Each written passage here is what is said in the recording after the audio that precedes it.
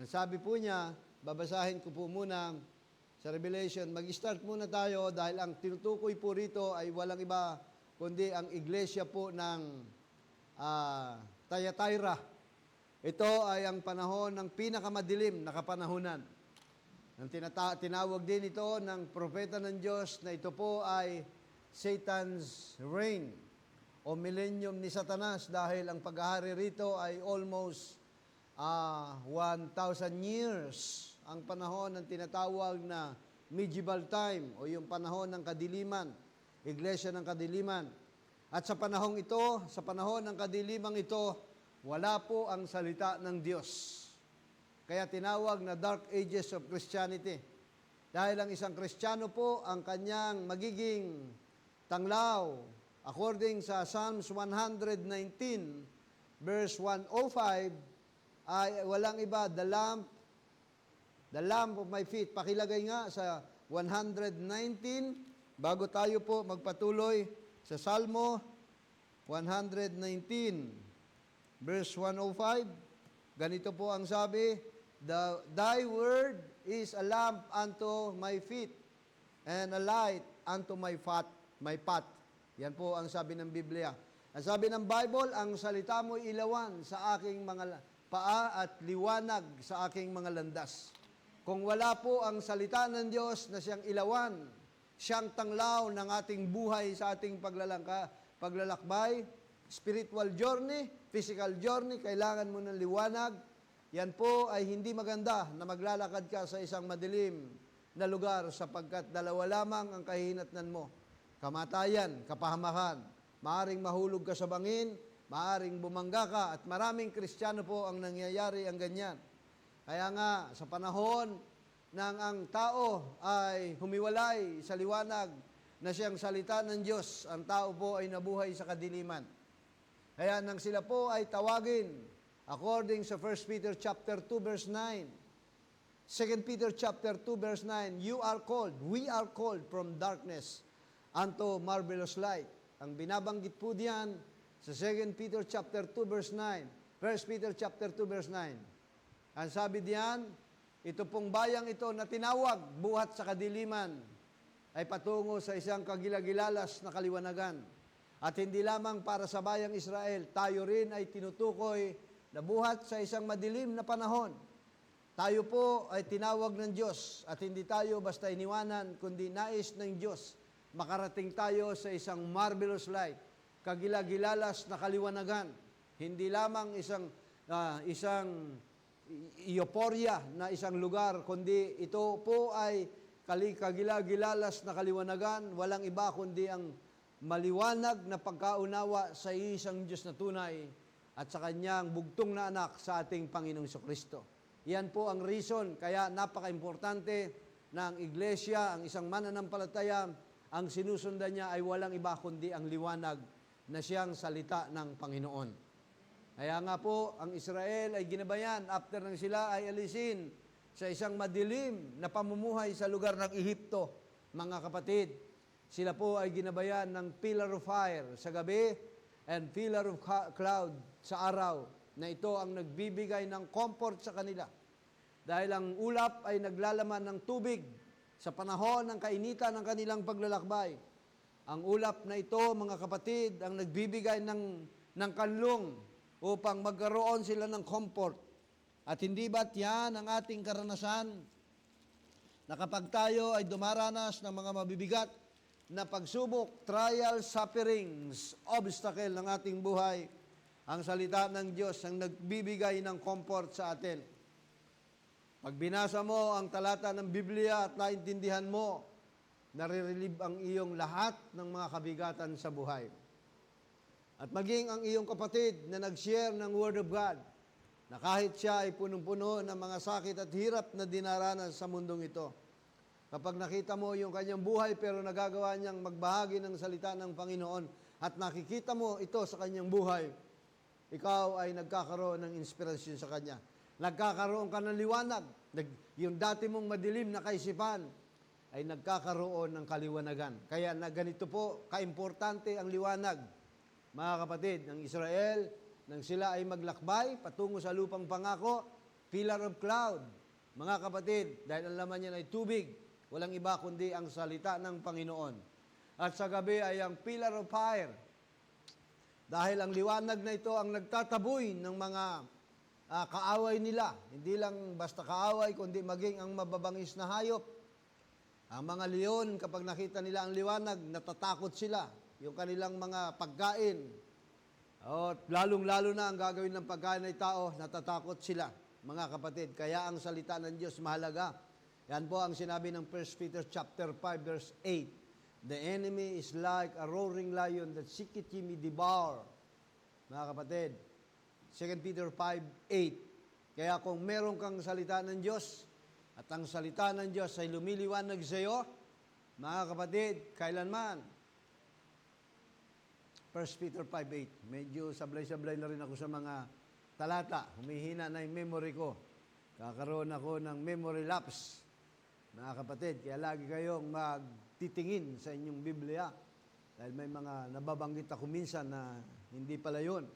Pero malapit naman, 1 Peter 5:8. Kala ko 2 Peter 5:8. Kasi yung 2 Peter yata ay parang hanggang 4 lang yata yun. Hindi yata umabot ng 5 yun. So, malaga ang salita ng Diyos sa buhay natin. Mga kapatid, nakita naman ninyo, may mga lugar na binagyo, may mga lugar na binaha, at napakahirap ng isang walang kuryente. Amin ba kayo dyan? Walang liwanag. Sa iyong bahay ay limitado ang iyong galaw. Kaya napaka-importante na meron pong liwanag. Kaya nga, sa madilim na kapanahunan ng Iglesia ng kapanahunan, na hindi kailanman iniwan ng ating Panginoon ang kanyang nobya, ang kanyang iglesia, kundi kanya itong pinangakuan. Ang sabi niya sa Revelation chapter 2 verse 28, I will give him the morning star. Revelation chapter 2 verse 28. At sa kanila ay ibibigay ko ang tala sa umaga. Pagpalain ng Diyos ang pagkakabasa sa kanyang banal na salita. At yan ang ating topic, the bright and morning star. Mahalaga yan dahil sa tuwina, sa pangungusap ng ating Panginoon, sa 7 iglesia ng kapanahunan, mga kapatid, kung ano po yung kanilang pangangailangan, yun naman ang ibinibigay ng Diyos para sa kanila. At dahil nga ito ang panahon ng kadiliman, ito po ang ipinagkaloob ng Diyos sa kanila. Ang kanila'y, na sa kanila ay magiging tanglaw. Mahalaga po ang tanglaw, ang bright. I will give you the morning star. Ang morning star, mga kapatid, alam nyo, sa Revelation, Genesis chapter 1, verse 7 up to 14, kung tama pa yung memory ko, mga kapatid, puntahan natin ang Genesis 1, verse 14. Lagay mo nga. Yan. Tingnan nyo ha. At sinabi ng Diyos, magkaroon ng tanglaw sa kalawakan ng langit upang maghiwalay ng araw at gabi at maging pinakatanda at pinakabahagi ng panahon ng mga araw at ng mga taon. Yan. At maging pinakatanglaw sa kalawakan ng langit upang tumanglaw sa ibabaw ng lupa. Yan po mga kapatid. Sa verse 7 niya, tingnan natin kung doon ba nag-start. Genesis yan. Ayan, makikita nyo ano? Ginawa ng Diyos ang kalawakan, iniwalay ang tubig sa kalawakan. Yan. Yan po yung, ang mundo noon ay wala namang electricity, mga kapatid, katulad natin ngayon. Kaya ang mundo ay meron siyang mga bituin. At ang mga bituin ito, ang siyang nagsisilbing tanglaw sa mundo pong ito, na creation ng Panginoon. Bukod sa araw, at bukod sa gabi ay merong buwan at napakaraming bituin. At alam nyo ba ay bilyon ang mga bituin, pero lahat yan ay may pangalan. Kung madadaanan natin, dadaanan. At kung hindi ako makakarating doon, sa susunod, didiscuss natin. Lahat po ng mga bituin na yan ay merong pangalan, nakasulat sa Book of Job. At alam ng ating Panginoon, maging sa Book of Psalms, na ang mga bituin ito ay may kanya-kanyang mga pangalan. Kung ikaw, na anak ng Diyos, na sa iyong maliit na problema, hindi kaya alam ng Diyos ang iyong problema ang kinakaharap ngayon para ikaw ay makalimutan? Kung ang mga bituin ito ay alam ng Diyos ang bawat pangalan ng mga bituin na yan, lalo't higit ang kanyang mga anak Dahil kaya nilikha ito upang maging tanglaw sa sanlibutan ito, sa mundong ito, ang mga bituing ito, mga kapatid. Dahil nung una, ang morning star, ito po ang majority, mostly, at maganda lang tingnan ng mga bituin sa panahon po ng kadiliman. Agree ba kayo dyan? Hindi mo makikita ang bituin, ang ningning ng bituin sa araw. Pero bakit binanggit na I will give you the morning star, the bright and morning star? Dahil ito pong morning star na ito ay naghahatid sa panibagong araw. Pag sikat ng araw, makikita mo pa yung ningning ng bituing ito. Siya yung nakikita ron at siya yung nagiging gabay. Kaya ang kompas, alam niyo ba, ang Biblia nung araw is a zodiac. Yan ang unang Biblia, yan ang sinulat ng propeta ng Diyos. At hindi nag-uumpisa sa Aquarius, kundi ito'y nag-start sa Virgo at magtatapos sa Leo. At saka natin i-discuss ang mga bagay na yan. Mahalaga yan. Hindi katulad nung ngayon may mga horoscope ang tao, yun ang binabasa ng tao. Sabi niya, tumama ang horoscope sa akin. Of course, milyon ng tao, di ba sis? Tatama talaga siya yan at huwag kayo mag-rely dyan. Dahil nung una, ang Biblia ay ang mga bituin. At kami, sa buhay namin, sa pangingisda sa karagatan, ang lolo namin, napakahigpit ng mga lolo ng araw. Pag inilatag na yung mga lambat, na ang hinuhuli ay mga pating, matutulog na yung lolo namin, kami ay magbabantay. At yung bituin na yon, sasabihin niya, tandaan mo ang bituin ito. Kung nasaan ang bituin. Huwag mong hihiwalayan siya ng tingin. Sa tuwina ay lagi mong pagmamasdan kung saan. Dahil pag biglang sumama ang panahon, nagdilim ang karagatan at wala na yung bituin, sasabihin lang namin sa lolo namin, nasaan yung, pag tinanong kami, nasaan yung bituin? At kapag ikaw ay nakatulog, lahat po kayo ay pwedeng mapahamak.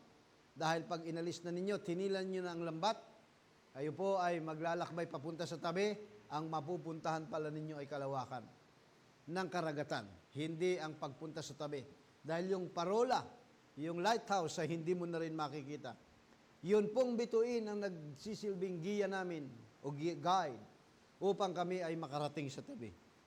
Kaya pagka yun ay nakatulog ka at yung bangka, yung lambat ay nasabit sa bahura o yung mabato, kawawa ka ngayon. Patatalunin ka ng lolo namin, languyin mo, kunin mo yung lambat doon sa ilalim ng dagat. Dahil hindi alam namin kung paano hihilahin yung lambat dahil yung galaw ng alon at yung bituin. Kaya mahalaga yung bituin. Yan po ang nagsisilbing liwanag noon, ang bituin ito. Kaya nga, maging sa iglesia ng kapanahunan, makikita ninyo, merong mga bituin na nakasulat dyan. At dito ay ang mga bituing ito, Revelation chapter 1 verse 19. Puntahan po natin ang mga bituing ito. Ang sabi ng Revelation chapter 1 verse 19. Yan. Verse 20. The mystery of the seven star. Yung hiwaga daw ng 7 bituin. That sowest in my right hand. Palagay nyo, mga kapatid, pwede bang hawakan ng Panginoon ay isang bituin? Hawak-hawak daw niya sa kanyang hiwaga ng 7 bituin ito ay nakita sa aking kamay. Ibig sabihin, hawak niya ito. In the 7 golden candlestick, the 7 stars are the angels of the 7 churches. And the 7 candlesticks which thou sawest are the 7 churches. So, ang star na binabanggit dito ay walang iba kundi ang mga star messenger. Yan po ay sina Apostol Pablo, sina Irenaeus, sina Martin of Tours, si Columba, si Luther, si John Wesley, at si Brother Branham. Sila po ang binabanggit na 7 iglesia na nasa pangyarihan ng ating Panginoon. Hawak niya sa kanyang kamay. Mga kapatid, ibig sabihin ng kamay is power and authority, ministry. Merong ministry ang ating Panginoon. Hawak niya ito sa kanyang kamay. At sa ministeryong ito, merong 7 anghel na kanyang susuguin sa 7 iglesia ng kapanahunan na siya po ang nagsisilbing liwanag. Siya ang may dala ng liwanag sa iglesyang ito. Siya ang naghahatid ng mabubuting balita. Siya ang may dala ng salita ng Diyos. At sa panahon ng Revelation chapter 3 na binasa na atin pong chapter 2, ito po ay ang ika-4 na iglesia, ang iglesia ng Thyatira na binanggit ng ating Panginoon. Revelation chapter 2 verse 18, and unto the angel of the church in Thyatira write. Sa iglesia ng Thyatira, ang ibig pong sabihin ng Thyatira ay dominating female. Dahil meron diyang babaeng Jezebel. Hindi siya yung nakasulat sa 1 King chapter 16 verse 31. Kundi yung kanyang gawa ay katulad ng babaeng si Jezebel na asawa ni Haring Ahab. Ang babae ay nagre-represent ng iglesia. At ang babaeng ito ay isang iglesia na mababasa nyo naman sa Revelation chapter 17 na siya ay lasing sa dugo ng mga martir. Ang iglesyang ito ay responsable sa pagpatay ng halos 70 milyong Kristiyano sa panahon ng kadilimang ito, mga kapatid. At ito'y namayagpag. Kaya nga, pagkatapos ng Thyatira, Sardis, nasugatan yan sa kanyang ulo na halos niyang ikinamatay. Ano ang sugat na kanyang ikinamatay? Ang sugat ng mga reformador, sina Martin Luther, ang 95 thesis na ipinako sa Wittenberg Castle Church. At ang mga iba pang mga reformador katulad ni na John Knox, ni na Tyndale, William Tyndale, ni na John Calvin, nasugatan ang babaeng ito na siyang iglesia. At ngayon ay nakabangon na siya. Mga kapatid, hintayin lang natin ang full blast ng kanyang pagkilos kung paano tayo unti-unting i-persecute nito, mga kapatid. Kaya nga, nakikita ninyo ang ginagawa ng kaaway ngayon, ang mga iglesia, kapag Word of God, halos konti lang sila. Pero kung prosperity gospel ang ipapangaral, punong-puno sila.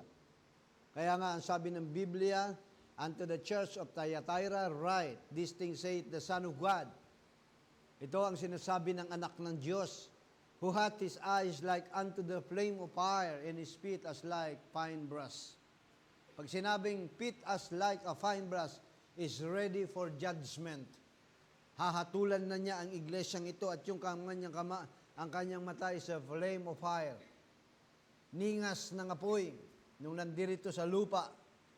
Ang Son of God, walang iba kundi ang ating Panginoong Jesucristo, ang kanyang mata ay punong-puno ng mga luha. At sabi niya sa iglesyang ito, I know thy works in charity and service and faith and thy patience in works. Yan ang gawain ng iglesyang ito. Kaya may binanggit sa Revelation chapter 2 verse 20, ito po ay tumutukoy sa babaeng si Jezebel, which calleth herself a prophetess, to teach and seduce my servant to commit fornication and to eating sacrifice unto idols. Yan ang ginagawa ng babaeng ito, mga kapatid. At yan ang ginagawa ngayon. Dahil ang iglesyang ito was anointed by the devil. Anointed by the devil ang iglesyang ito. Puntahan natin ang Revelation chapter 12. Tingnan po ninyo, na ang iglesyang ito was anointed by the devil. Ang sabi dito, verse 1, and there appeared a great wonder in heaven. Meron daw isang dakilang tanda na nakita sa langit. Isang babae nararamta ng araw. Katulad ng sinabi ko kanina, ang babae ay representation ng church. Ang babae ay church. Kaya merong instruction si Pablo, ang babae ay nagpapasakop sa kanyang asawang lalaki. Tayo ay sakop ng ating Panginoong Jesucristo. Tandaan po ninyo yon. Anuman ang sinabi ng salita ng Diyos, at ito ay nag-disagree ka, yan ay isang hindi pagpapasakop. Ang sabi ng Biblia, pagre-rebelde yan. mga kapatid. Pagre-rebelde yan. Kaya nga may mga ilawang ginamit sa loob ng iglesia. Sila ang naghahatid ng mabubuting balita. Sila ang nagdadala ng liwanag. Sila ang nagpe-perform doon sa loob ng holy place. Sila ang nagtatrabaho doon sa loob ng Holy of Holies. Sila ang naglalagay ng ilawan. Sila ang naglalagay ng langis sa ilawan upang ang lahat ng papasok doon sa loob ng templo, mga kapatid, ay hindi madadapa, kundi makikita ang liwanag ng kalooban na yon. Kaya ang mga manggagawa ng Diyos ang naghahatid, sila ang nagdadala ng liwanag. Ang trabaho nila ay dalhin ang iglesia. Saan? Unto perfection. Ephesians chapter 4 verse 11 up to 15. Ano ang sabi diyan? He gave some apostles, prophets, evangelists, pastors, and teachers. Hindi kailanman naghiwalay ang pastor at guro. Laging magkasama yan. Ang pastor kailangan may give siya ng teaching. Para Parang iglesia ay mapundasyon sa malalalim na aral ni Kristo. Para ang iglesia ay maipanumbalik sa imahe at larawan ni Kristo. Hindi purong encouragement lamang. Dahil ang trabaho ng pastor ay nagbibigay ng encouragement. Inaalalayan, inaasikaso, pero kailangan ng teacher upang palalimin sa pananampalataya ang kongregasyon. Kaya makikita nyo, magkasama yan, ang iba'y pastor at mga guro. Sa 5 lupin ng ministeryo, laging nandun ang kaloob na yan, mga kapatid. Sa ano raw? Verse 14, verse 12, for the perfecting of the saints, for the work of the ministry, for the edifying of the body of Christ. Saan? Sa ikatitibay ng katawan ni Kristo. Mayroong hangganan yan. Hanggang sa abutin ang pananampalataya till we all come and the unity of the faith at pagkakilala sa anak ng Diyos hanggang sa lubos na paglaki ng tao. Kaya lumalaki po tayo, mga kapatid, hanggang sa sukat ng pangangatawan ng kapuspusan ng ating Panginoon Kristo. Yan ang layunin ng iglesia. Pero itong iglesyang binanggit kanina, itong babaeng iglesyang ito, ano ang kanyang pinapakain? Balikan mo ang Revelation chapter 2, verse 20. Tingnan mo kung ano ang kanyang pinapakain. Mayroon akong laban sa iyo na pinapahintulutan mo ang babaeng si Jezebel na nagpapanggap na siya ay propetisa at nagtuturo. Ibig sabihin ay nagpapakain ng naghihikayat siya sa aking mga lingkod na makiapid at kumain ng mga bagay na inihahain saan? Sa mga Diyos-Diyosan. Kaya makinig kayo sa sinasabi ng Espiritu sa mga iglesia. Yan po ang sinabi sa bawat iglesia ng kapanahunan. Hindi lahat ng church na pwede niyong mapuntahan ay pagkaing espiritual ang ibibigay sa inyo. Maraming mga churches ngayon at hindi ito paninira. Marami tayong batayan kung bakit sinasabi ko ito. Mga kapatid, ang kanilang inihahain ay mga hain sa Diyos-Diyosan. Hindi meat in due season. Akala ninyo'y maganda yon. Minsan, ang ating pinangatwiran, pare-parehas lang naman ang pinaglilingkuran natin Diyos. Hindi po yan totoo. Dahil si Pablo mismo nagsabi sa Galatians 1 verse 6 and Galatians 1 verse 8, kahimat kami o anghel na bumabang galing sa langit at mangaral ng ibang ebanghelyo na hindi namin ipinangaral, let him be accursed. Matakwil siya. At ang anathema, let him be anathema. Yan ang sabi ng Biblia. At hindi ang Kristong ipinangaral ng mga apostol, ang Kristong kanilang ipinapangaral po ngayon. Mga kapatid, ibang Kristo, dahil ang patunay natin na ibang Kristo ang kanilang pinapangaral, kung talagang nasa kanilang ang Panginoon, bakit si Kristo ay kumakatok sa loob ng iglesia, sa bawat mananampalataya sa huling kapanahonan ito. Kaya kung kayo rin lang naman ay kakain ng pagkain, siguraduhin nyo ang hindi panis. Ang kailangan natin kainin ay ang pagkain magpapalago sa atin. At kailangan natin ng tamang diet, mga kapatid. Ang cravings natin ay sa pagkain sa salita ng Panginoon. Hindi ang cravings natin ay ang pagkain ng sanlibutan, the tree knowledge of good and evil, that was resulting to death. spiritual and physical death. Pero kapag ang kinain mo ay ang tree of life, which is our Lord Jesus Christ, ano ang maghatid sa inyo nito? Eternal life. Yan po ang sabi ng Biblia, eternal life. At sabi ni Kristo, malibang kanin yung aking laman at inumin yung aking dugo, kayo ay walang bahagi sa akin. Kaya ang pagkain natin ay walang iba kundi ang salita ng Diyos. Man shall not live by bread alone, but every word that proceeded out of the mouth of God. Pero may iglesyang nagpapakain, mga kapatid, ang kanyang pagkain ay inihahain sa mga Diyos-Diyosan. Verse 21, pansinin po ninyo ang sinabi ng ating Panginoon. Ang Diyos ay hindi basta humahatol. Ang Diyos, warning before judgment. Kaya merong warning na ginagawa ang Diyos sa atin. Remember, 120 years nagbigay ng warning ang Diyos sa pamamagitan ng propetang si Moses. Sinabi ng Diyos, hindi na ako makikipagpunyagi sa inyo dahil kayo ay laman, kayo ay karnal, ako'y espiritu. Gayon pa man ay 120 years na lang ang haba ng inyong buhay.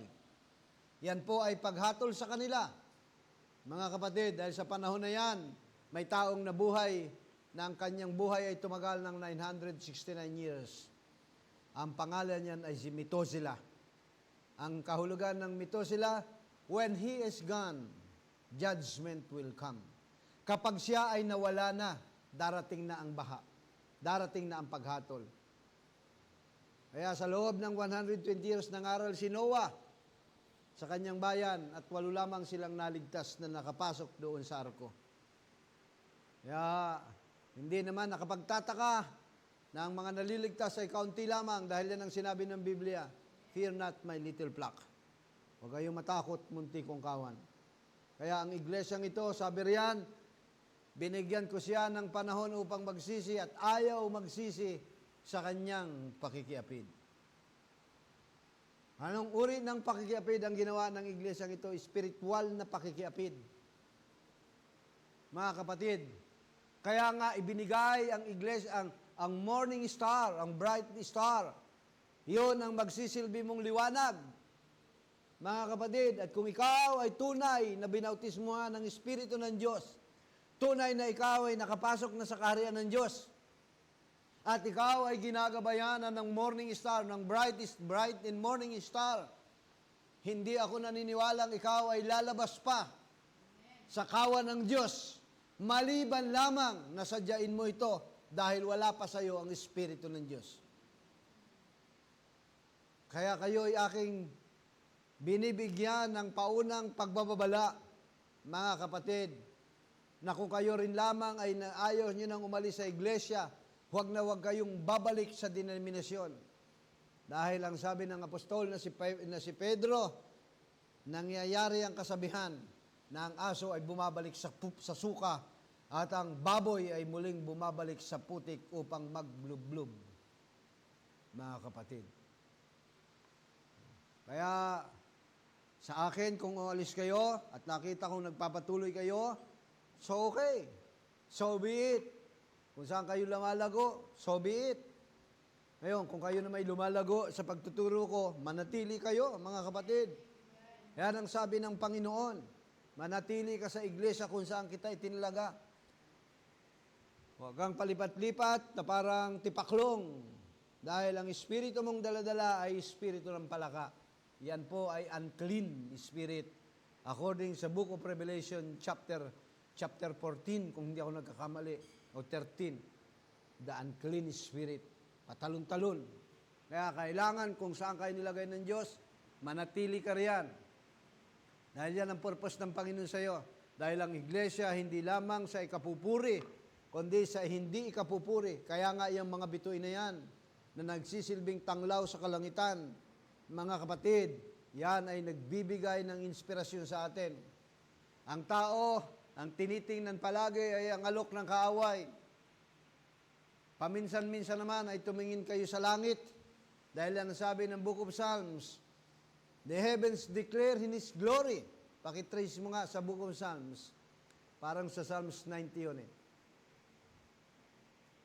The heavens declare His glory.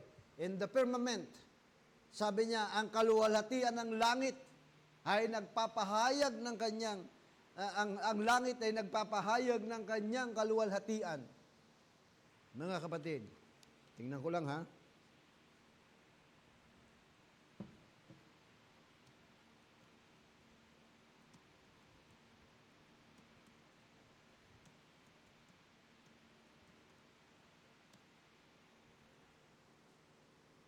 Psalms 19, hindi 190. A Psalms of David, the heavens declare the glory of God.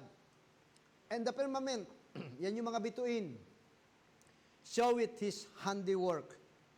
Pansinin niyo, ang kalangitan ay nagpapahayag ng kaluwalhatian ng Diyos at ipinapakilala ng kalawakan ang gawa ng kanyang mga kamay.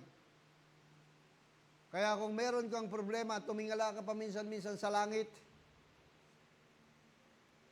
Sa tuwing may problema ka, tumingala ka sa langit. Yan ang pangako ng Diyos kay Abraham.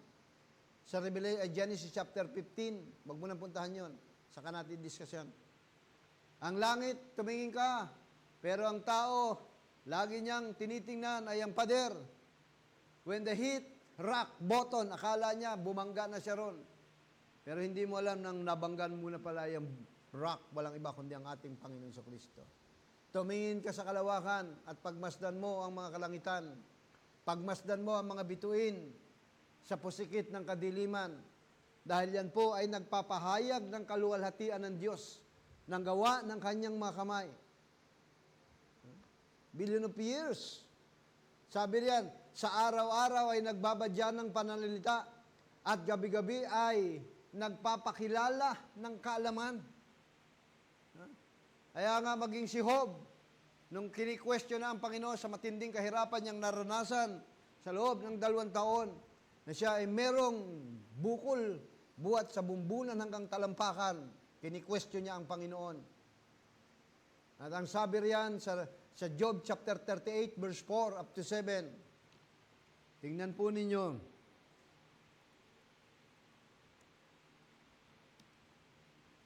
Job 38, saan ka nandoroon nang ilagay ko ang patibayan ng lupa? So maging ang lupa ay mayroon pundasyon.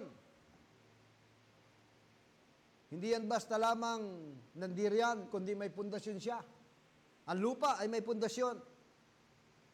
At ang sabi riyan, ipahayag mo kung mayroon kang unawa. Kini-question niya yung Diyos eh. Sinong lagalagay ng mga sukat niyaon? Kung iyong nalalaman. O sinong nagunat ng panukat niyaon? Diba, may cornerstone yan, may sukat yan. Kaya napapansin ninyo, yung alon, kahit gaano kalaki ang alon, may hangganan yan. Nakakalungkot lamang dahil ang lugar dito sa Rojas ay tinambakan nila. Nilagyan nila ng mga building. Kaya anong nangyayari mga baha sa atin ngayon? Dahil pati yung nature ay kinukontrol ng tao. Pero ang alon ay may hangganan po yan kung hanggang saan lamang yan. Nakasulat yan sa Book of Job, maraming talata yan, di na lang natin pupuntahan yan. At ang sabi riyan, at ano ang kanyang mga patibayan, sinong naglagay ng batong panulok na yon? Verse 7, tingnan ninyo ha. Nang nagsisiawit na magkakasama ang mga bituing pang-umaga. Morning star. Sino yung mga morning star na ito dito, mga kapatid? Una ay walang iba kundi si Lucifer. Siya ay morning star, tala sa umaga. Mga kapatid, ang mga anghel ay tinawag na tala sa umaga. Kaya tayo rin naman ay tala sa umaga, morning star. Kasi binigay sa atin ang morning star. So tayo ay tala sa umaga, si Lucifer ay tala sa umaga. Siya actually ang pinakamataas na anghel. Meron 3 major angels, archangels. Sino yan? Lucifer, archangel. Miguel, archangel. And sino yung isa? Sino ba yung isa? Yung sa Department of Telecommunication? Bang nangyayari sa isipan ko? Tumatanda na ako.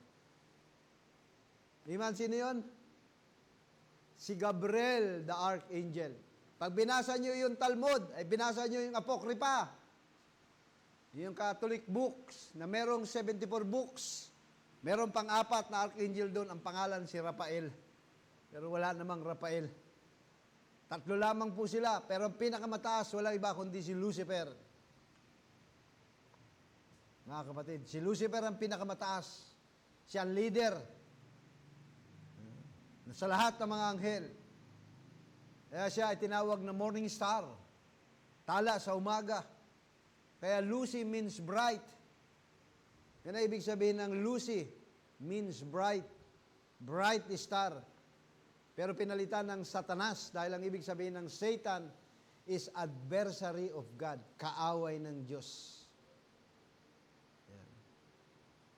Kaya nga, nakita mo, bago pa lamang nilikha ng Diyos ang lahat ng bagay, nakaplano po yan, mga kapatid.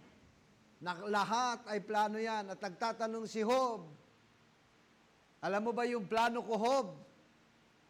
Alam mo ba ito? May plano ako rito.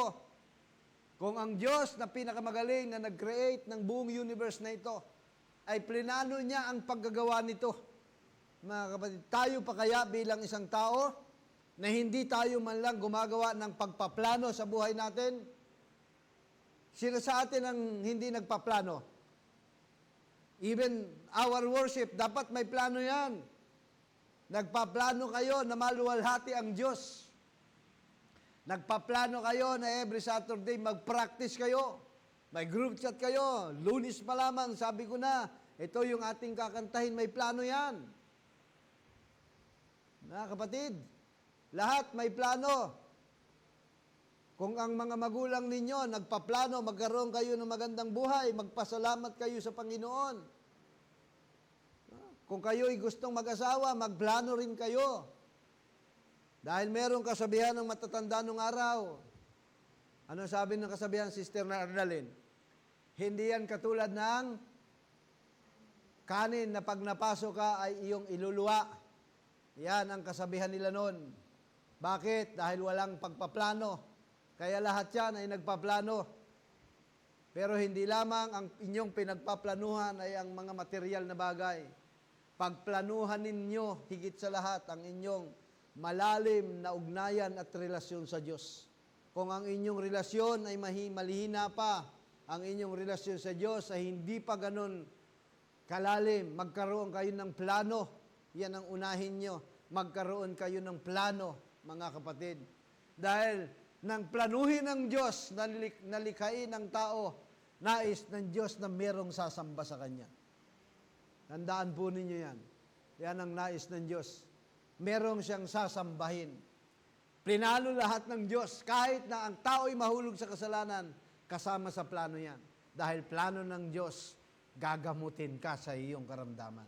Kaya ang sabi niya, sa Exodus chapter 15, verse 26, I am the God that healeth all disease.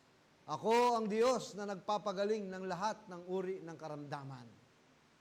Mga kapatid, yan ang nais ng Diyos. Lahat siya ay may plano. Hindi yan basta-basta. Kaya nga nagagalit ako ng mga nakaraang panahon. Anong klaseng pagsamba ninyo yan? Ni wala man lang kayong practice, kundi kung ano na lamang ang nandyan. Walang kaplano-plano. Hindi yan ang gusto ng Diyos. Sa lahat ng aspeto ng buhay, lagi nakaplano yan. Yan ang gusto ng Diyos sa atin. May plano. May mga plano ba tayo sa anak natin? Anong plano natin? Mabigyan sila ng magandang buhay? Of course, maganda yan. Pero pagkatapos niyan, ano ang plano natin? Kasabay ng pagpaplano ng mga bagay na pwede nating ma-accumulate sa mundong ito. Mas higit na kasama sa plano ang pagtitipon ng mga kayamanan sa langit. Dahil doon ay walang tangang sisira, walang kalawang na pwedeng sumira. Dito ay pwedeng masira ang lahat ng iniipon natin, mga kapatid. Kahit na ang pagsasama ng magkakapatiran, kapag pinahintulutan na makapasok ang kalawang, pwedeng masira ito. Tandaan po ninyo, ang kalawang ay nanggaling mismo sa kanyang sariling bakal. Hindi inilagay ang kalawang doon. Napansin nyo ba yan? Saan kaya galing ang kalawang na ito? Nagkakalawang itong bakal. Walang naglagay niyan. Bahagi ng pagkabakal yan. Kaya ganun din tayo. Kaya ang relasyon natin sa Diyos, dapat hindi magkaroon ng kalawang. Dapat ang relasyon natin sa Diyos, palaging maayos. Lagi tayong merong plano. Matagal tayong pinagplanuhan ng Diyos kahit nang ikaw ay mahulog sa kasalanan. Alam ng Diyos na mapupunta ka sa impyerno, pero pinagplanuhan ng Diyos yan before the foundation of the world. Revelation chapter 13 verse 8, may plano ang Diyos. Kaya anong sabi niya sa John 3:16? For God so loved the world, He gave His only begotten Son, that whosoever believeth on Him shall not perish, but have everlasting life. Yan ang plano ng Diyos sa iyo. Mga kapatid, hindi nilagay ka ng Diyos niya, sumamba ka lamang. Hindi nandirito ka lamang na yung gusto mo ang pwede masunod. Hindi. May plano ang Diyos na ikaw ay susunod sa Kanya. Dahil yan ay relasyon ng tao at ng Diyos. Kailangan mo ang Diyos, kailangan ka rin ng Diyos. Kaya ka create ng Diyos eh. Kailangan ka ng Diyos, kailangan ng Diyos may sumasamba sa Kanya. Ano ang purpose natin? Bakit tayo nagsipag-asawa? Kailangan natin, meron tayong anak. Agree ba kayo dyan? Ano ang pakiramdam ng mga magulang na dinadaan-daanan lang ng kanilang mga anak? Na makatapos sa pinag-aral mo, nagkaroon na maayos sa buhay at ikaw ay dinadaan-daanan lamang. Ano ang nararamdaman ninyong mga magulang, natin mga magulang? Basta sugali nito Sorry for the word Ingrato. Yan ang tingin natin sa mga anak natin. Matapos ko mapag-aral, wala man lang konsuelo di bobo. Hindi ako pinapansin. Nagmamalaki pa tayo. Gumawa na ba kayo ng aksyon? Mga kapatid, kayo mga anak, sinubukan nyo na ba na iayos nyo ang sirang relasyon ninyo sa inyong mga magulang? Naninindigan kayo na hindi kayo makipag-usap sa inyong mga, pinalayas ako O ano ngayon, pinalayas din naman si Adan at si Eva, di ba? Pero anong ginawa ng tao? Nang inialok ng Diyos ang kanyang provision. Anong ginawa ng tao? Ang tao nanumbalik sa Diyos. Tandaan po ninyo, hindi kayo lalabas sa mundong ito na basta lamang na para kayong kabuti. Kahit anong sama ng inyong magulang, kahit gaano pa yung kababaya, kahit ano pa ang pangungusap sa inyo yan. Walang magulang na nag-isip ng mapahamak ang kanyang anak. Itong aking anak na si Daniel, paglaki nito, ito ay ang pangarap ko ay maging holdapper. Wala namang ganun, hindi ba? Itong pangalawang si Michael ay gusto ko ito ay hard dealer. Itong pangatlong anak kong si Renalyn ay pariwara ang buhay. Walang magulang na ganyan. Na tinataguyod ng mga magulang para lamang mabigyan ng magandang buhay. At yan ang plano ng Diyos sa kanyang mga creation. Sa tao, mga kapatid, yan ang plano ng Diyos. Pero ang tao, nasa kanyang laman, inilagay ng kaaway ang kasalanan. Kaya sa tuwi na, ano ang kumukontrol sa kanya? Mga kapatid, ang kanyang 5 senses. See, hear, smell, taste, at ano pa yung isa? Yan ang palagi. Even yung inlets ng tao, yung reasoning, yung conscience, kaya ang kailangan, you must be born again. Yan ang sabi ng ating Panginoon. Kailangan maipanganak ka muli. Tingnan nyo yung mga anak natin. Pansinin ninyo. Noong mga bata pa yan, kaya minsan nakapagbibitaw tayo ng pangungusap, mabuti pa nung bata ito Mabait ito nung bata pa Ngayon napag-aral ko lang kung mapagsalitaan ako Parang gusto ko na tuloy magpakamatay. Minsan naisip, huwag niyong gagawin yung mga ganyang bagay. Alam nyo, ang mga bata, kayong mga kabataan, mga kapatid,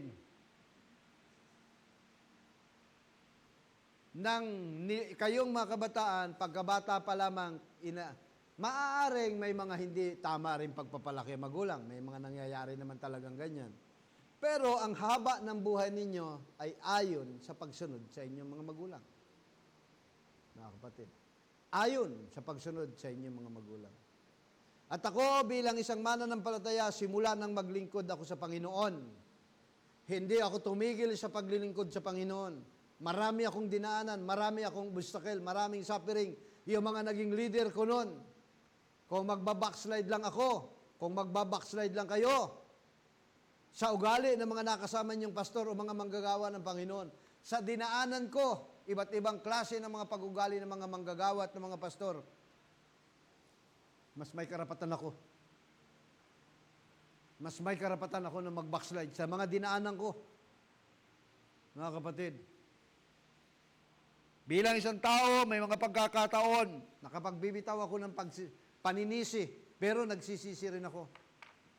Dahil yung dinaanan namin na nanguna sa amin, sa pagnanasa ko rin na kami ay maiayos, ano ang epekto sa isa naming anak? Mga kapatid, anong gagawin ko? Balikan ko siya at talian ko at ihagi sa dagat. Ang sabi ng Biblia ay maganda pa ilubog yan sa dagat. Pinahintulutan ng Diyos yan. Para sabihin ko sa inyo, mga kapatid, na ang lahat ng bagay na nararanasan natin dito sa mundong ito, inallowed ng Diyos.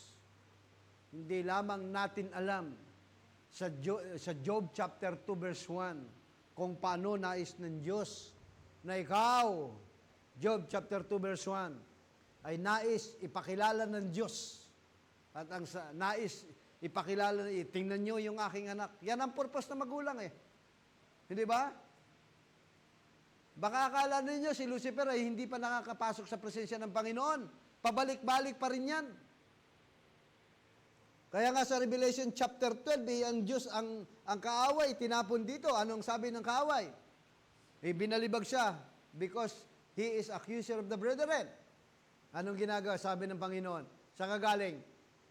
Parot pa rito sa lupa. Pakitaas mo. Napansin mo ba yung anak kong si Job? Walang katulad niya. Verse 3, sakdal at matuwid na lalaki. Pero anong ginawa ng kaaway? Mayaman eh, kaya ganyan yan eh. O sige, bigay ko lahat sa iyo. Huwag mo lang pakikialman yung buhay niyan. Wala kang karapatan. Akin ang buhay niyan, ako lang kukuha niyan. Pero ipinagmamalaki, hindi alam ni Job na siya pala ipinagmamalaki ng kanyang tatay. Walang iba kundi ang Panginoon Diyos. Ganyan din ang ginagawa ng Diyos sa atin. Sa mga pagsubok, sa mga trial, suffering, obstacle, mga kapatid, merong gustong ipakita ang Diyos. Yan ay aking anak. Satanas, anak ko yan. Nais ng Diyos na maluwalhati ang bawat isa sa atin. Kaya nakakaranas tayo ng pagsubok.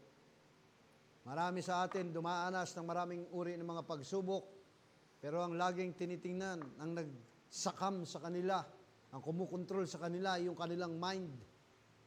Mga kapatid, ano ang sabi ng Biblia? Kung palaging mind ang susakam-sakam sa iyo, kukontrol sa iyo, ano ang sabi ng Revelation, Romans chapter 12? Present your body as a living sacrifice, holy and acceptable unto God, and renewing your heart. Amen? Renewing your mind.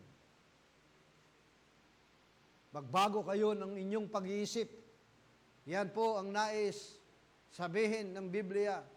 Yan nais ang sinasabi ni Job, ni Pablo. Renewing your mind.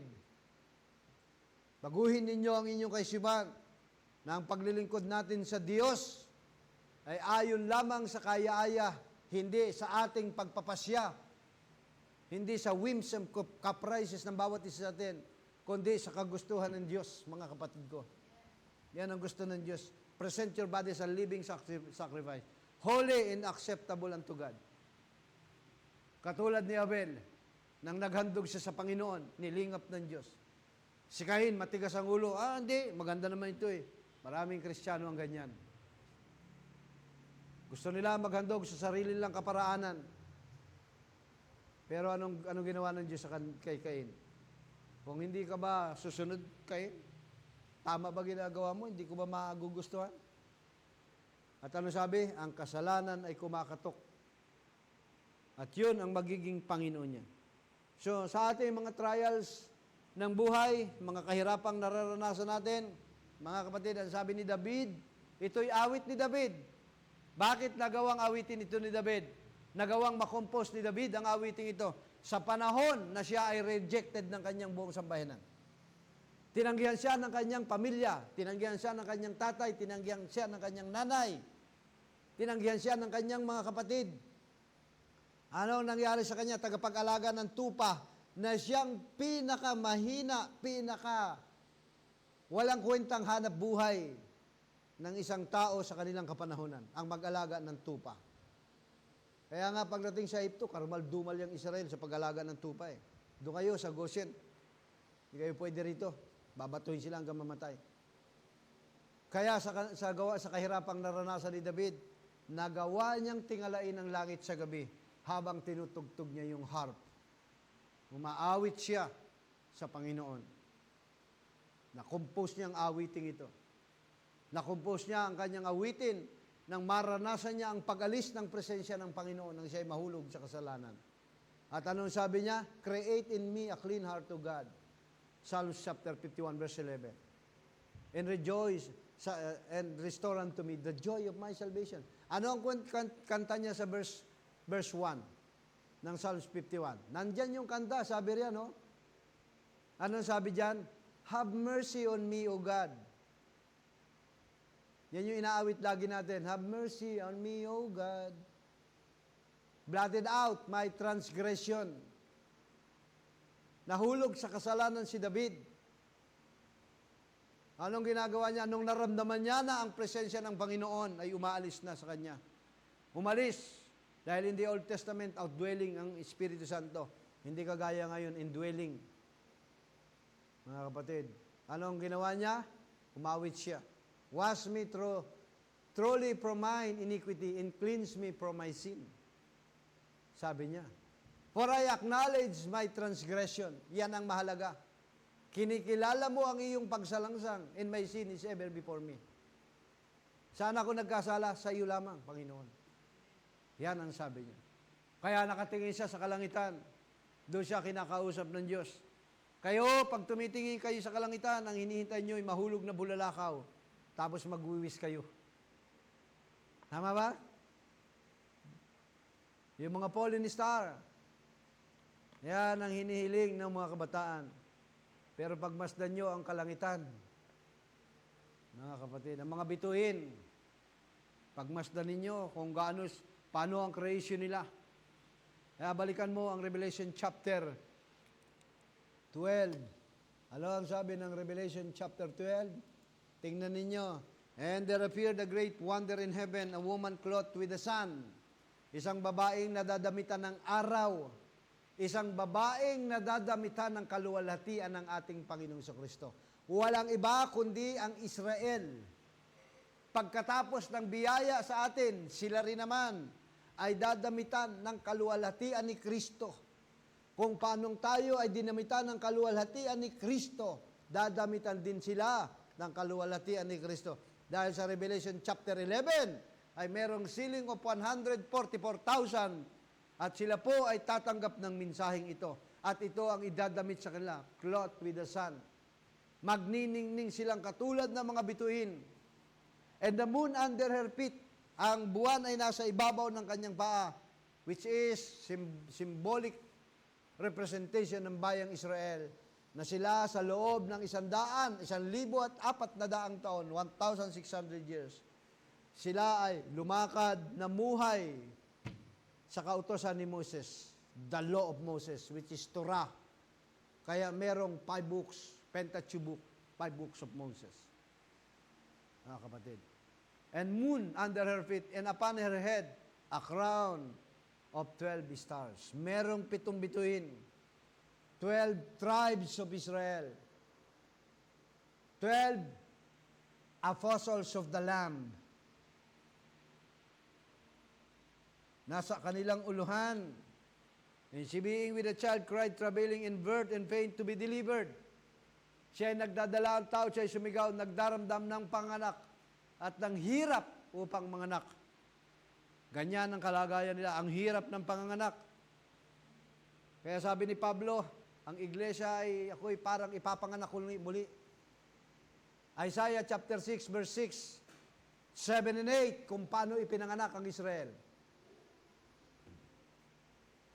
Yung hirap na kanyang naranasan, na magkagayo nilipad ako ng isa sirapin na may baga sa kanyang kamay at kinuha ang pang-ipit. Ito. Sige pa, si taas. 8, sa 8. 8, ano yan? Isaiah 66 verse 7 and 8.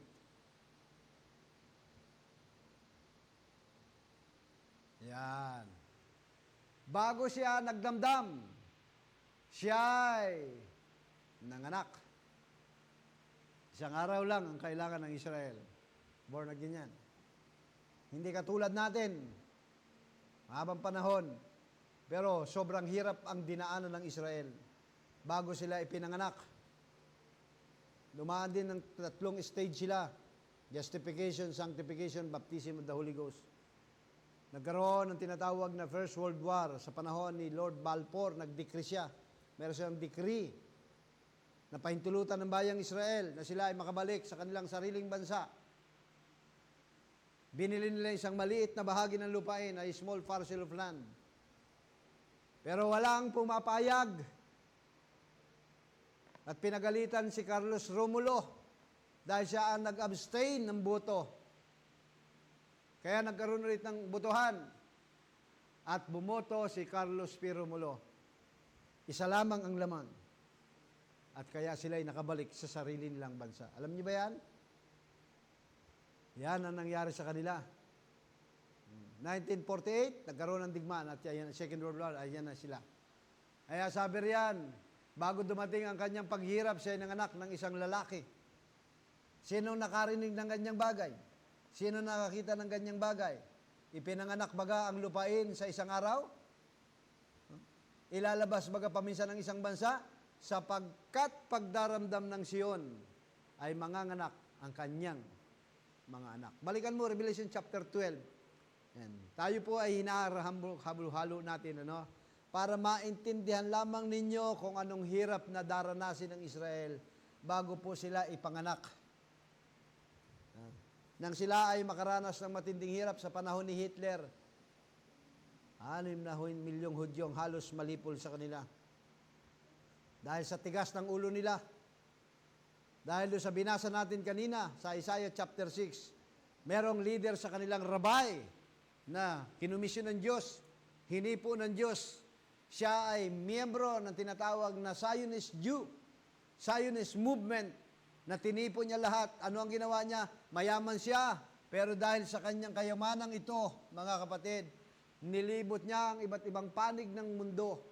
At doon sa bawat bansa na yon ay nanawagan siya.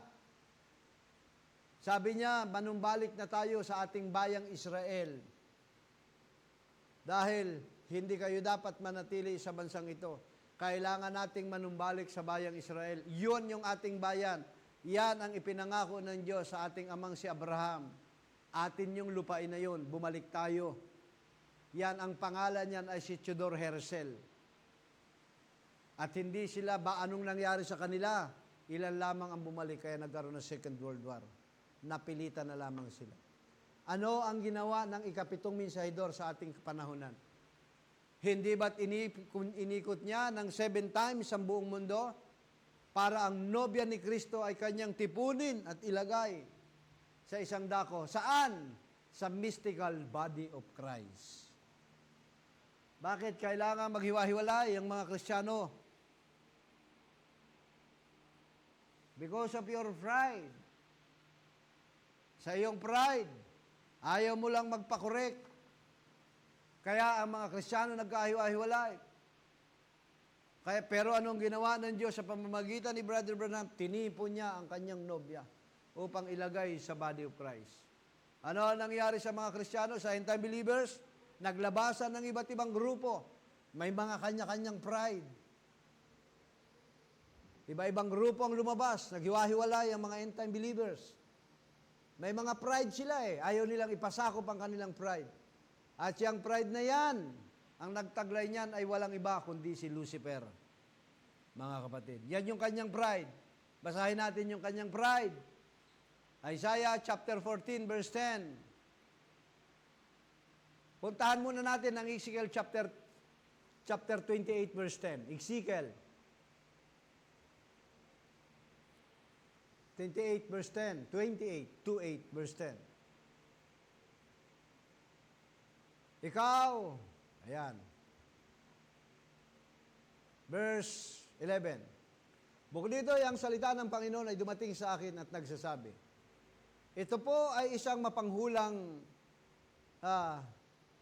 talinhaga ng propetang si Ezekiel. At ang sabi ng Panginoon, salitain mo sa hari ng Tyre, ng Tiro. Anak ng tao, panaguyan mo ang hari ng Tiro. Unbeliever yan, pero mahal pa rin ng Panginoon yan, yung King of Tyre. At sabihin mo sa kanya, ganito ang sabi ng Panginoon. Iyong tinatakan ng kabuuan, hari yan na puno ng karunungan at sakdal sa kagandahan. Yan yung kalagayan ng hari ng Tiro. Pero makikita mong tumagos sa isang malalim na propesiya ang binabanggit yan. Verse 13. Ano sabi riyan? Ikaw ay nasa Eden ng halamanan ng Diyos. Habang kausap ni Ezekiel ang King of Tyre, hindi yung King of Tyre ang kanyang nakikita. Ang nakikita niya ay ang espiritu ni Satanas. Alam niyo ba na pwede nating makita yan sa isang tao? Na ang nakikita mo yung espiritu ng kaaway sa likuran niya na siyang kumikilos? Kaya tayo ay nakapaghahatid ng salita, pangungusap, na misa'y masakit. Nakatulad ng pangungusap ng propetang si Ezekiel, ang katumbas niyang kamatayan. Hari ng Tiro yan. At sabi niya, ikaw ay nasa halaman ng Eden, lahat ng mahalagang bato ay iyong kasuotan. Ang sardeo, ang topasyo, ang diamante, ang berelo, ang onyx, ang haspe, ang sapiro, ang esmeralda, ang karbungko, at ang ginto, at pagkayari ng iyong panderita at ng iyong plauta ay napasa iyo, sa kaarawan ng ikaw ay lalangin, ay nahahanda. Verse 14, ikaw ay pinahirang kerubin, anointed cherub. Hindi yung Prince of Tyre ang kanyang tinutukoy. Yung sa likuran, may espiritong kumukontrol sa King of Tyre. Wala iba kundi si Lucifer. Kaya sabi niya, ikaw ay isang pinahirang kerubin na tumatakip at itinatag kita. Na ano pat ikaw ay nasa ibabaw ng bundok ng Diyos. Holy Mountain of God. Ano yung Holy Mountain of God? Yan po yung gobyerno ng Diyos na pinangangasiwaan niya. Bago si Lucifer nahulog. Na yon ang mga anghel ay kasama niya. Na nagpupuri araw at gabi sa Panginoon. Dahil si Lucifer ang leader dyan. Ano ang sabi riyan? Ikaw ay nagpanikmanaog sa gitna ng mga batong mahalaga. Precious stone. Ikaw ay sakdal sa iyong mga lakad mula sa araw ng ikaw ay lalangin. Hanggang sa ang kalikuan ay masumpungan sa iyo. Till the iniquity was found in thee. Isaiah 14 verse 10. Yan yung kalagayan niya. Bakit siya nahulog sa ganyan? Isaiah 14 verse 10. Ito yon. Sino? Verse 11, verse 9 muna. Yan. Ang Sheol mula sa ibabaw ay nakilo sa iyo upang salubungin ka sa iyong pagdating. Impyerno yon. Na nangagpupukaw ng mga patay dahil sa iyo sa makatwid bagay ang lahat ng pinakapangulo sa lupa, nagsitindig mula sa kanyang luklukan at sa lahat ng hari ng mga bansa. Silang lahat ay nagsisisagot at nagsasabi sa iyo, pati ba ikaw ay naging mahinang kagaya namin? Ikaw ba ay naging kagaya namin? Makinig kayo, yan ang ugali ng mga fallen angel dahil mismong yung kanilang leader na si Satanas, si Lucifer, ngayon ay binubuli na rin nila. Pati ba ikaw naging mahinang kagaya namin? O si Iskay lang kaalis doon, dito ka na.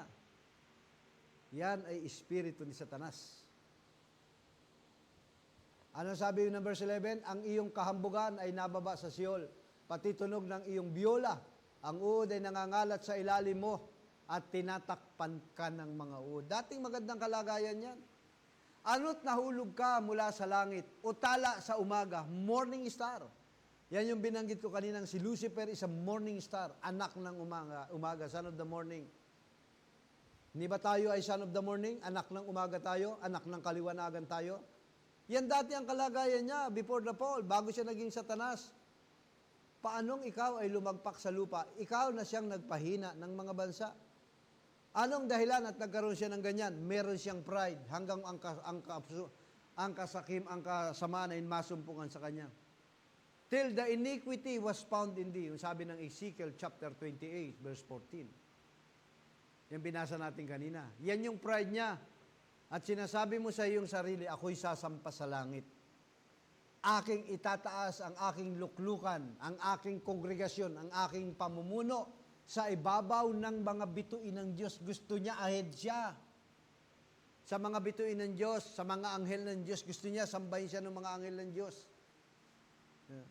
Ako'y uupo sa bundok ng kapisanan. Kung saan yung Panginoon, nandun din siya, gusto niya rin sasambahin siya.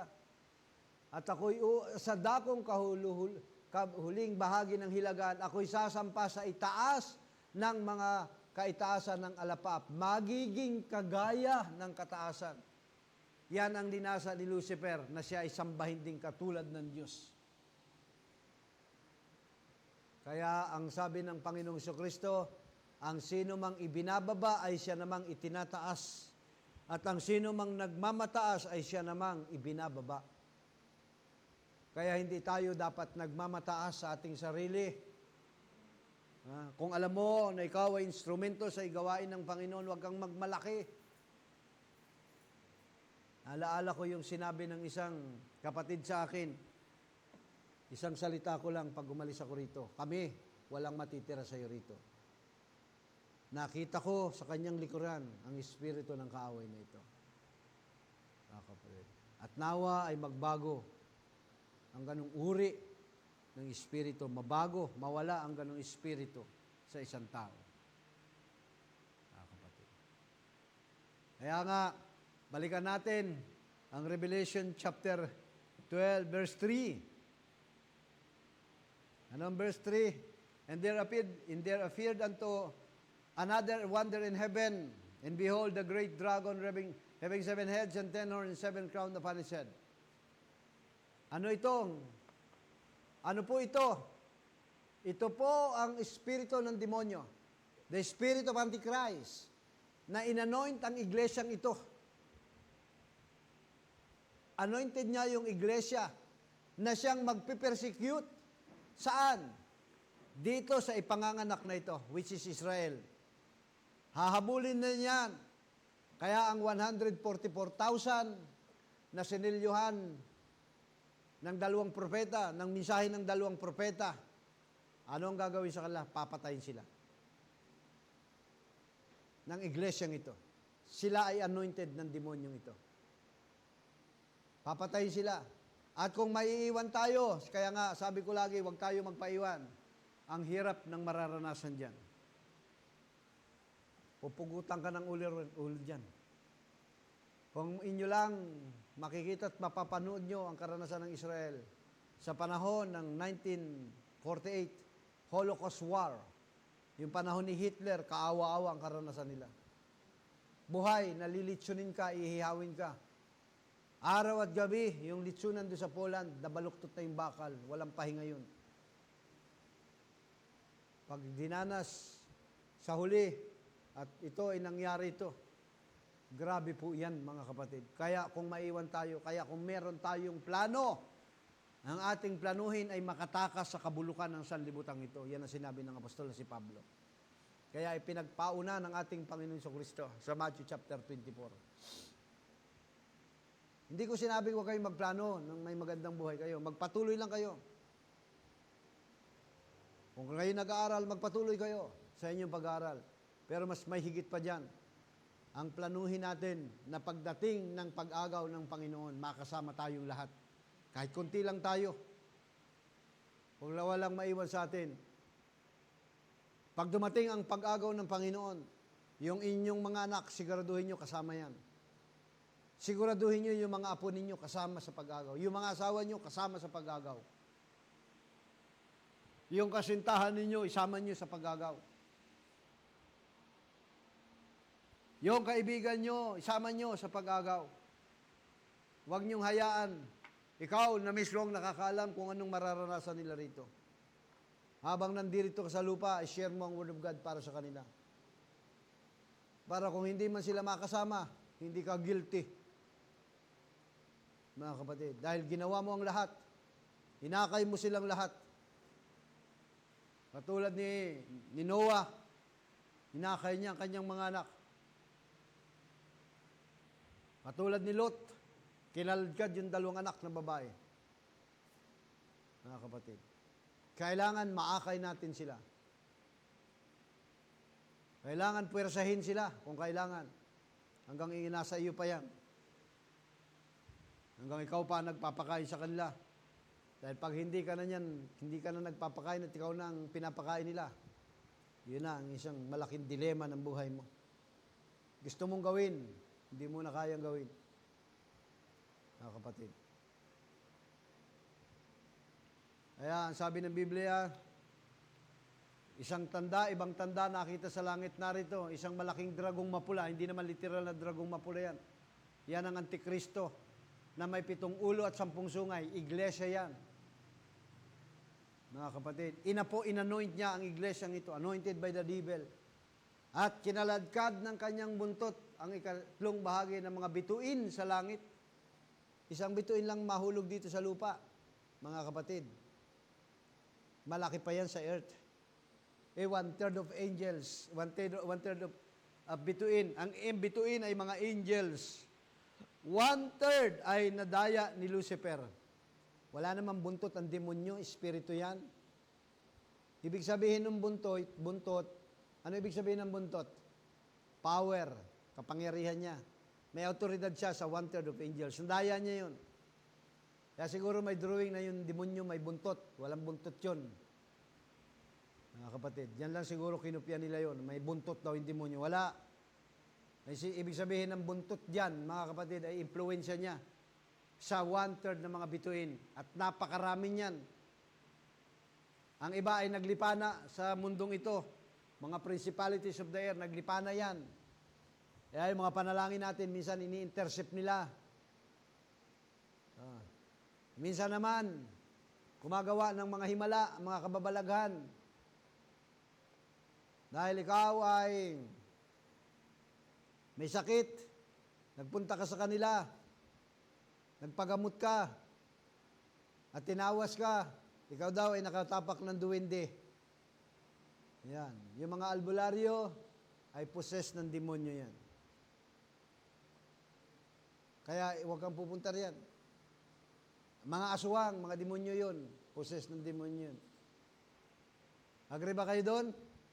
Pero merong matindi. 2 Peter chapter 2 verse 4. Ano sabi diyan? Sapagkat ang Diyos, kung ang Diyos ay hindi nagpatawad ng mga anghel na nagkasala sa mga iyon, kundi sila ibinulid sa impyerno at ikinulong sa hukay ng kadiliman upang ilaan sa paghuhukom. Sa paghuhukom gagamitin sila. Jude 1:6.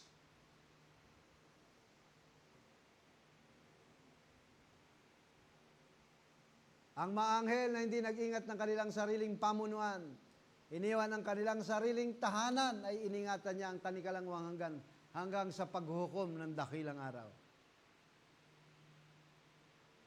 Kaya napakahirap niyan. Ang mga anghel ay mga manggagawa ng Panginoon. May mga anghel na literal. Spiritual, may mga anghel na nilikha ng Diyos na iniwanan yung kanilang, hindi nag-ingat ng kanilang sariling pamunuan. Yung paglilingkod nila sa Diyos araw at gabi na umaawit sila. Mga kapatid, napurihin nila ang Diyos, iniwanan nila yan. Tayo rin naman ay hinalimbawa ng mga anghel, mga bituin tayo, na sa pasikit ng kadiliman kumukuti-kutitap tayo. Pero sabi riyan, hindi nila iningatan ang kanilang sariling pamunuan, kundi sila ay nandun sa tanikalangwang hanggang sa paghukom ng dakilang araw. Kaya wag na wag kayong aalis sa presensya ng Panginoon. Kahit kayo'y linggo-linggong umaatin sa Panginoon, kung wala kayong ugnayan sa Diyos, wala rin ang presensya ng Panginoon sa inyo. Tandaan ninyo yan. Kung ikaw ay umaatin sa gawain ng Panginoon, yun naman misahe, ganiri. Yun naman ganiri yan. Mga kapatid, wala ka pa sa totoong presensya ng Panginoon. Revelation chapter 12, balikan mo ulit. Ano ang sabi riyan? Verse 4, "In his tail drew the third part of the stars of heaven." Inihagis dito sa lupa, yung babaeng manganganak na upang lamunin ang kanyang anak pagkapanganak niya. Kaya nga sa final yan tingnan mo yung Revelation chapter 12 verse 7. Merong labanan sa langit. Ayan nagkaroon ng pagbabaka sa langit. Sino yan? Si Miguel, Arkanghel. Kalaban yung matandang dragon. Nakipagbaka. Hindi sila nanalo. Verse 8, pakibaba. Ninasumpungan man ang kanilang dako sa langit. At inihagis ang malaking dragon, ang matandang ahas. Sundan niyo ako, pakibaba lang. Na tinatawag na Diablo at Satanas, dumadaya sa buong sanlibutan. Siya ay inihagis sa lupa at ang kanyang mga anghel ay inihagis na kasama niya. Kaya kaawa-awa talaga yung maiiwanan dito, mga kapatid ko. Gusto niyo makita yung karanasan ng maiiwanan dito? Revelation chapter 9. Puntahan ninyo. Pakilagay. Yan. Umihip ang ikalimang anghel. Nakita ko ang isang bituin na hulog sa langit. Yun yung binasa natin kanina. At ibinigay ang susi ng hukay sa kalaliman. Daladala ng anghel, yung demonyo, si Satanas, si Lucifer, daladala yung anghel ng susi ng kalaliman. Anong gagawin niya? Binuksan ang balon ng kalaliman, napainala ng usok na mula sa hukay, gaya ng usok sa isang malaking lutuang bakal. Pumunta siya sa impyerno, kinalagan, inalpasan yung mga demonyong nakakulong na binasa natin sa Jude chapter 1 verse 6 at 1 Peter chapter 2 verse 4. Naglipana yung mga demonyong yan dito. Sobrang sasama niyan. Napakarami, umitim. Verse 3, nagsilaba sa usok, ang alin? Ang mga balang sa lupa, ganyan sila karami. At binigyan sila ng kapangyarihan, gaya ng alakdan sa lupa na may kapangyarihan. At sinabi sa kanila, huwag niyo ipahamak ang damo sa lupa, ni ang anumang bagay na sariwa, ni ang anumang punong kahoy, kundi ang mga tao lamang na walang tatak ng Diyos sa kanilang mga noo. Kaawa-awa yung maiiwanan dito. Hindi na baling magalit kayo sa akin. Sabihin ko lamang ang katotohanan. Huwag lang kayong maiwan dito. Ayokong maiwanan kayo. Ayokong maiwanan tayo rito. Dahil yan ang mangyayari, mga kapatid. Ilang buwan silang pahirapan? Ayan, verse 5, basahin natin. Pinagkaluban silang huwag patayin ng mga ito. Isipin mo yan, di ka mamamatay, kundi pahirapan nilang 5 buwan. At ang kanilang pahirap ay gaya ng pahirap ng alakdan kung kumakagat sa isang tao. Sobrang hirap ang karanasan nila. At sa mga araw na yon, ay hahanapin mo ang kamatayan. Pero tataka sa iyo. Ay, yung tubig, medyo bumaba na yung sugar ko.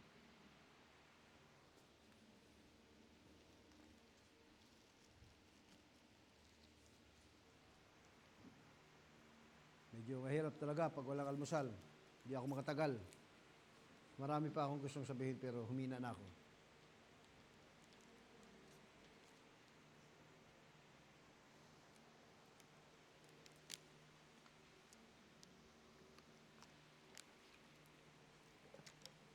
Kaya, habang taglay-taglay natin, mga kapatid, ang maliwanag at tala sa umaga, the bright and morning star, huwag niyong hayaan, huwag kayong himawalay sa talang ito.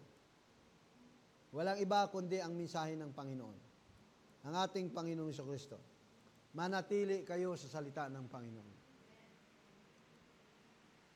Pag may gawain, attend ng gawain. Pag may pagkakataon, mag-share ng Word of God. Yung liwanag mo, i-share mo. Dahil ang 7 kandelabra, o 8 kandelabra, sa panahon ng Day of Hanukkah, o Feast of Dedication sa Israel, nang ipanumbalik, linisin ang templo, i-cleanse ang temple. Ano ang kanilang ginawa? Mga kapatid. Ang ginawa ng high priest, yung maruming kandelabra, may natitira pang isang langis, sinindihan niya yun. Araw-araw sinisindihan niya at naglilit ng candle, ng light. Lumiliwanag yun. Ganon din tayo. Katulad ng unang iglesia ng kapanahonan.